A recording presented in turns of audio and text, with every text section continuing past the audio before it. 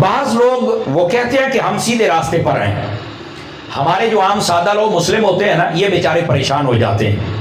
بھئی یہاں سنی ہوتا ہے، وہ بھی کہتا ہے میں سیدھے راستے پہ ہوں، میرا صحیح راستہ ہے. دیوبندی کہتا ہے میں سیدھے راستے پہ ہوں، وہابی کہتا ہے میں سیدھے راستے پہ ہوں. 10 محرم والے بیلی کہتے ہیں اسی سیدھے راستے ہیں. تو میں کہے پاس سے جاواں؟ بس اوقات پریشان ہو جاتے ہو نا. تو ہم پہلے مسئلہ قرآن سے حل کریں گے. اگر دل کا دامن کھول کے بیٹھیں گے مسئلہ حل ہو جائے گا. جو تو سمجھنے کی نیت سے آیا تو انشاءاللہ بستر پہ سوئے گا نہیں، اس کو یہ باتیں تھوڑی دیر جگائیں گی کہ اس نے کیا کہا ہے مولانا صاحب نے. اور جو سمجھنے کی نیت سے نہیں چسکا ہی رہنا ہے تو میرا بہت راج چلا ہے، پھر بھی کوئی مسئلہ نہیں. لیکن تھوڑا سا دھیان ضرور کرنا. فرنٹ سیٹوں والے اتنے حضرات بیٹھے ہیں نا، آپ گرامی قدر حضرات، اللہ نے فرمایا اہدنا الصراط المستقیم، دعا کرو یا اللہ میں سیدھے راستے پر چلنے کی توفیق عطا فرما. اب ہر مسلک والا کہتا ہے سیدھا راستہ میرا ہے، تو ہم قرآن سے ہی نہ پوچھ لیں کہ سیدھا راستہ کس کا ہے. مسئلہ تو تب حل ہوگا نا، چونکہ میری بات کے اوپر بھی کوئی نقد وارد کر سکتا ہے، اعتراض کر سکتا ہے، آپ کی بات پر کر سکتا ہے، قرآن پر تو نہیں کر سکتا نا. اب اسی آیت کے آگے میرے رب نے ارشاد فرمایا صراط الذین انعمت علیہم، فرمایا سیدھا راستہ دیکھنے کے لیے نہ تم نے داڑھی دیکھنی ہے، نہ پگڑی دیکھنی ہے، نہ مدرسہ دیکھنا ہے، نہ یہ دیکھنا ہے کہ اس کا پیٹ کتنا بڑا ہے، گاڑی کتنی بڑی ہے، پگڑی اور کلگی کتنی بڑی ہے. فرمایا سیدھا راستہ اگر تم دیکھنا چاہو کس کا ہے تو فرمایا اسے دیکھنا جس پر اللہ کا انعام ہو گیا ہو. یہ موبائل سے نکلے بیٹے، موبائل جیب پا جیب چھپا چھتی کر پتر تقریر سن، میں بڑا لمبا سفر کر کے آیا، سمجھ آئی نا. اور نوجوانوں یہ آپ کے لیے ضروری ہے. مجھے عابد بھائی کہہ رہے تھے کہ نوجوانوں کے لیے کوئی خاص پیغام دے کے جائیں، تو اس لیے بھائی آپ تھوڑا سا میرا ساتھ دیں گے. تو گرامی قدر حضرات، یا اللہ سیدھے راستے پر چلنے کی توفیق عطا فرما. سیدھا راستہ کن لوگوں کا ہے؟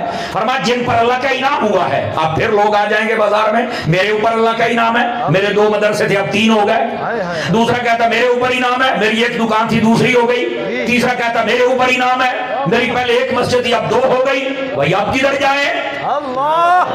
سمجھ آئی نا. سیدھے راستے کے لیے بھی لوگ میدان عمل میں تھے، اور جب انعام کی بات ہوئی تو تب بھی وہ بتاتے ہیں میرے تو انعام ہے، اب کدھر جائیں؟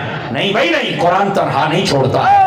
قرآن مجید کے 5ویں پارے میں پھر رب نے فرمایا کہ جس پر انعام ہو وہ اپنا تعارف اپنی اولاد سے نہ کروائے کہ میرے 3 بچے تھے 4تھا ہو گیا ہے، اپنی دکان سے نہ کروائے کہ 2 دکانیں تھے 3 ہو گئی ہیں، اپنی فیکٹریوں سے نہ کروائے کہ یہ انعام ہے. اگر یہ حلال کے ہیں تو انعام ہے، لیکن اصل بات کیا ہے؟ انعام کس پر ہے؟ اللہ فرماتا ہے انعام اللہ علیہم من النبیین والصدیقین والشہداء والصالحین. فرما اللہ نے جن پر انعام کیا ہے ان میں سب سے پہلا طبقہ نبیوں کا ہے، دوسرا صدیقوں کا ہے، تیسرا شہیدوں کا ہے، چوتھا ولیوں کا ہے. آواز کمزوروں والی ہے، داتا کی نگری میں رہنے والوں کی آواز ایسی نہیں ہونی چاہیے، بلند آواز سے فرمائیے. یہ ہے وہ لوگ جن کے اوپر اللہ کا انعام ہوا ہے.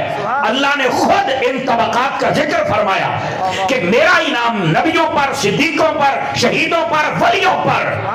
اب یہ لوگ انعام یافتہ ہیں. اب کیا مطلب نکلا؟ ذرا دھیان سے سنیے گا، اگر جملہ سمجھ آئے تو پھر بولنا ہے. یا اللہ سیدھے راستے پر چلنے کی توفیق عطا فرما. سیدھا راستہ کن کا ہے؟ فرما جن پر انعام ہوا. انعام کن پر ہے؟ نبیوں پر، ولیوں پر، صدیقوں پر، شہیدوں پر. پتہ چلا جو نبیوں، صدیقوں، شہیدوں اور ولیوں کے راستے پر ہو وہ ہے سیدھے راستے پر، وہ ہے سچے راستے پر. اچھا اس کو میں ذرا اپنے خطیبانہ لہجے میں ڈال کے بتاؤں آپ کو. اس کا مطلب یہ نکلا، حضرات علماء کی توجہ میں زیادہ چاہتا ہوں اس مسئلے پر تاکہ ان کی تائید مل جائے، پھر آپ سمجھیں. نبیوں کے بعد 3 درجے ہیں، صدیق، شہید اور صالحین. ان سب کو ولی کہہ لیا جائے تو بات مکمل ہو جاتی ہے. سمجھ آ رہی ہے؟ اس لیے میں تھوڑا سا خطیبانہ لہجے میں کہنا چاہتا ہوں. مطلب یہ نکلا کہ نبیوں اور ولیوں پر اللہ کا انعام ہے.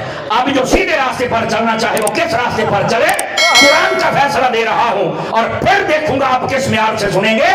فرمایا کہ جو نبیوں اور ولیوں کے پیچھے چلے وہ سیدھے راستے پر ہے، اور جو نبیوں ولیوں سے جلے وہ غلط راستے پر ہے. آواز کمزوروں والی ہے، جوانوں والی چاہیے.